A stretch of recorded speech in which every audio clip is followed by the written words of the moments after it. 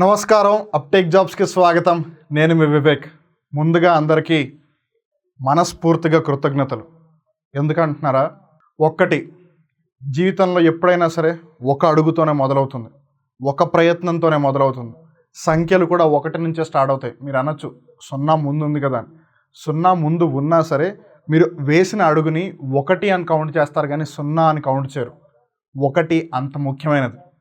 మరి ఆ 1 పక్కన మీ అందరి వల్ల, అదే అండి మీరు మీ అందరి వల్ల అప్టేక్ జాబ్స్ యూట్యూబ్ ఛానల్ యొక్క సబ్స్క్రైబర్స్ 1 lakh క్రాస్ అయ్యారు.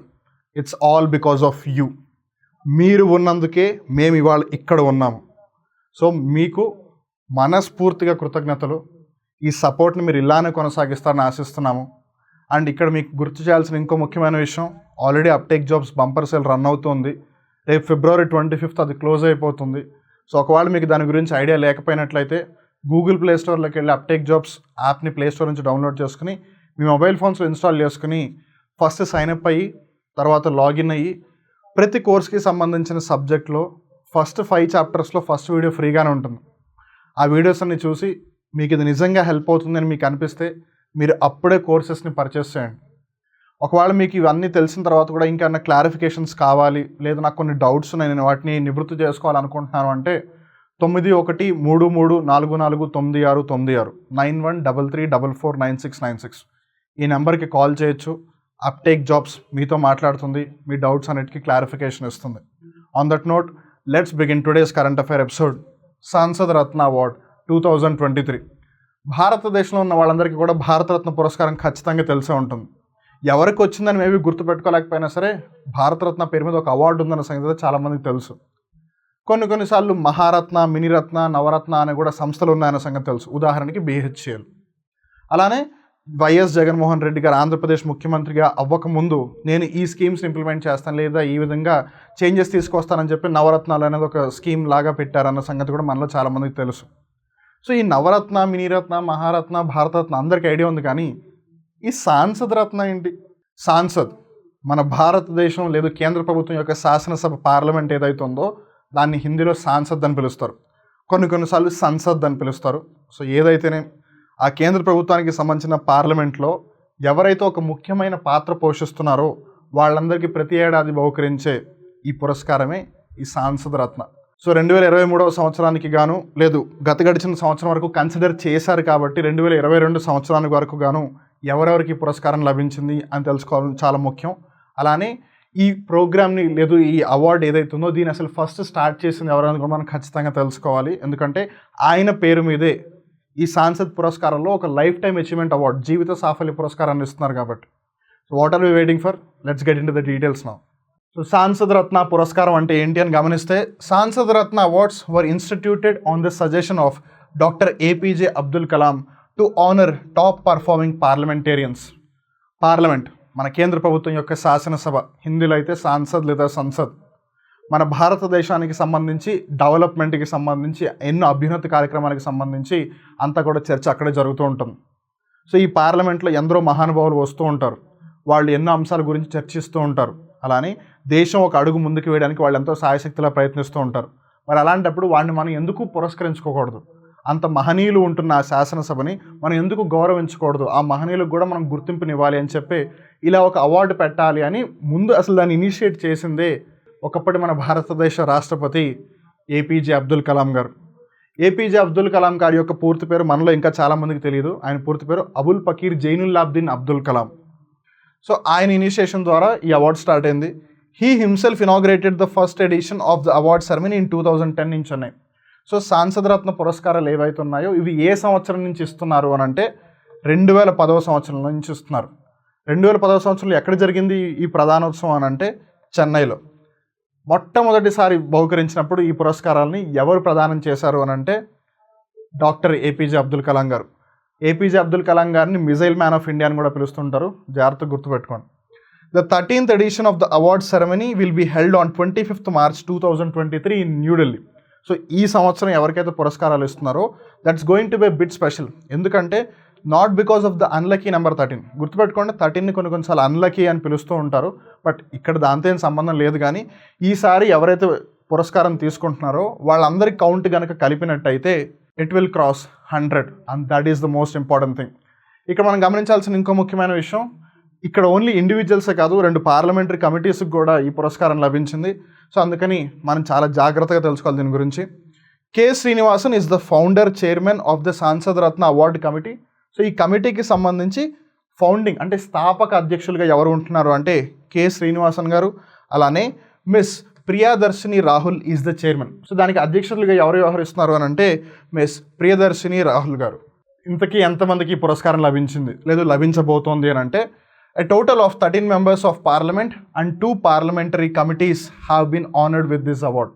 సో 13 మంది పార్లమెంట్ అంటున్నారు. ఇప్పటికీ చాలామందికి ఉన్న కన్ఫ్యూజన్ ఏంటంటే పార్లమెంట్ అంటే అందరూ వెంటనే లోక్సభ అనేసుకుంటారు. పార్లమెంట్ అన్నప్పుడు లోక్సభ, రాజ్యసభ, రాష్ట్రపతి ముగ్గురిని కలుపుకుని పార్లమెంట్ అంటారు. కాకపోతే ఈ అవార్డ్స్కి సంబంధించి ప్రెసిడెంట్కి ఏ విధంగానూ లింక్ లేదు కాబట్టి it is only concerned about Lok Sabha and Rajya Sabha. లోక్సభని హౌస్ ఆఫ్ కామన్స్ అంటారు, రాజ్యసభని హౌస్ ఆఫ్ లార్డ్స్ అంటారు, లోక్సభని హౌస్ ఆఫ్ పీపుల్స్ అంటారు, లోవర్ హౌస్ అంటారు, రాజ్యసభని అప్పర్ హౌస్ అంటారు, అలా అని కౌన్సిల్ ఆఫ్ స్టేట్స్ అని కూడా పిలుస్తారు రాజ్యసభని. అలానే Rajya Sabha is a permanent house వెరాజ్ లోక్సభ ఈజ్ నాట్. సో ఈ విషయాలన్నీ మీరు తెలుసుకోవాలనుకుంటే పాలిటీ కోర్సుని పర్చేస్ చేయండి, అక్కడ మీకు ఇలాంటి అంశాలన్నిటికీ సంబంధించి డీటెయిల్గా ఎక్స్ప్లెనేషన్ ఇవ్వడం జరిగింది. సో కమింగ్ బ్యాక్, సో 13 మంది పార్లమెంట్ సభ్యులకి అలానే 2 పార్లమెంటరీ కమిటీస్కి అవార్డు ఇచ్చారు. అని గుర్తుంది కదా, ఒక పర్సన్కి లైఫ్ టైమ్ అచీవ్మెంట్ అవార్డు కూడా ఇచ్చారు. అదేంటో మనం కొద్దిసేపట్లో తెలుసుకుందాం. The jury committee of eminent parliamentarians and civil society which is chaired by Arjun Ram Meghwal, state minister of parliamentary affairs. ఇక్కడ మీరు చిత్రపటంలో గమనించవచ్చు, ఈయన అర్జున్ రామ్ మేఘ్వాల్ గారు. అలానే co-chaired by TS Krishnamurthy, former chief election commissioner of India. ఇక్కడ మీరు గమనించవచ్చు, ఒకప్పుడు ఎన్నికల సంఘం యొక్క ప్రధాన అధ్యక్షులు అనమాట chief election commissioner TS Krishnamurthy గారు. వీళ్ళిద్దరి యొక్క ఆధ్వర్యంలో డిసైడ్ చేశారనమాట ఎవరికి అవార్డు ఇవ్వాలి అని. It has nominated 8 MPs from Lok Sabha and 5 from Rajya Sabha for the Sansad Ratna awards 2023. So 8 మంది లోక్సభ నుంచి, 5 రాజ్యసభ నుంచి నామినేట్ అయ్యారు. సో మరి ఆ 8 మంది లోక్సభ నుంచి ఎవరు, రాజ్యసభ నుంచి 5 ఎవరో ఒకసారి తెలుసుకుందాం. సో లోక్సభ నుంచి గమనించినట్టయితే బిద్యుత్ బరన్ మహతో గారు, ఈయన బీజేపీ పార్టీకి సంబంధించిన అతను, జార్ఖండ్ రాష్ట్రం నుంచి.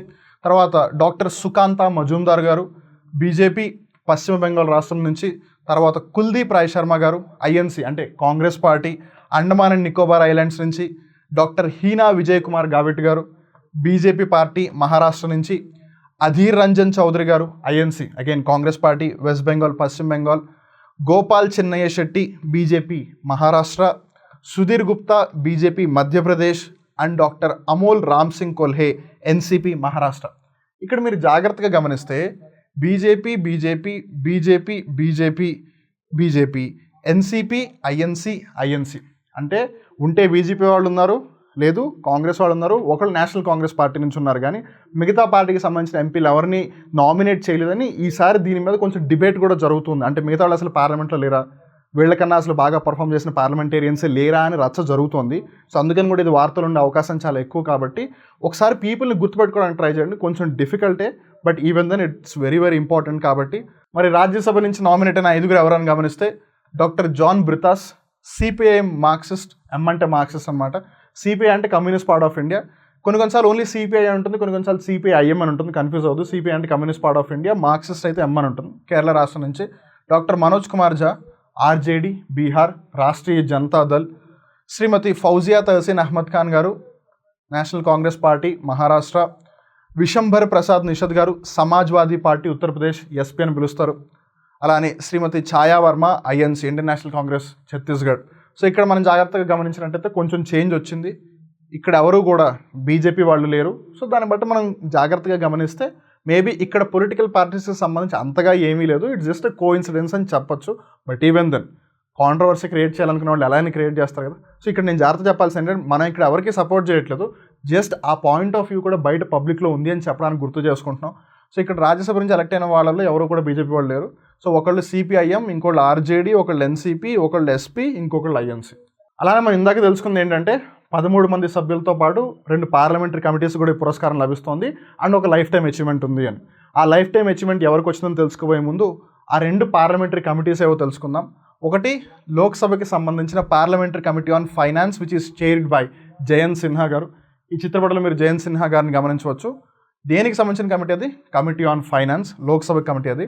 నెక్స్ట్ వచ్చి Rajya Sabha standing committee on tourism, transport and culture which is chaired by Vijayasai Reddy గారు. ఇక్కడ మీరు గమనించి విజయసాయి రెడ్డి గారిని, ఈయన తెలుగు అయినా. సో ఆబ్వియస్గా అండ్ ఇక్కడ చాలా ఇంపార్టెంట్, ఆంధ్రప్రదేశ్ ఎలక్షన్స్ తొందరలో జరగబోతున్నాయి, అడిగే అవకాశం ఉంది. మరి ఈ సాంసద్ అవార్డ్స్లో ఆ లైఫ్ టైమ్ అచీవ్మెంట్ అవార్డు ఎవరికి వచ్చిందని గమనిస్తే doctor APJ Abdul Kalam life time achievement award is being given to TK Rangarajan గారు, ఫార్మర్ రాజ్యసభ ఎంపీ, అంటే ఒకప్పుడు రాజ్యసభ సభ్యులైన 2 సార్లు అది కూడా. అలానే senior CPIM leader, so CPIM పార్టీకి సంబంధించిన నాయకుడు ఆయన. ఈయనకి డాక్టర్ ఏపీజే అబ్దుల్ కలాం జీవిత సాఫల్య పురస్కారం లభించింది పార్లమెంటేరియన్గా. ఇక్కడితో ఇవాళ కరెంట్ అఫైర్ ఎపిసోడ్ ముగుస్తుంది. మళ్ళీ ఇంకో రోజు ఇంకో కొత్త కరెంట్ అఫైర్ ఎపిసోడ్లో కలుద్దాం. అప్పటి వరకు చూస్తూనే ఉండండి అప్టేక్ జాబ్స్. మిమ్మల్ని మీరు అప్డేట్ చేసుకుంటూ ఉండండి. నేను మీ వివేక్. నమస్కారం.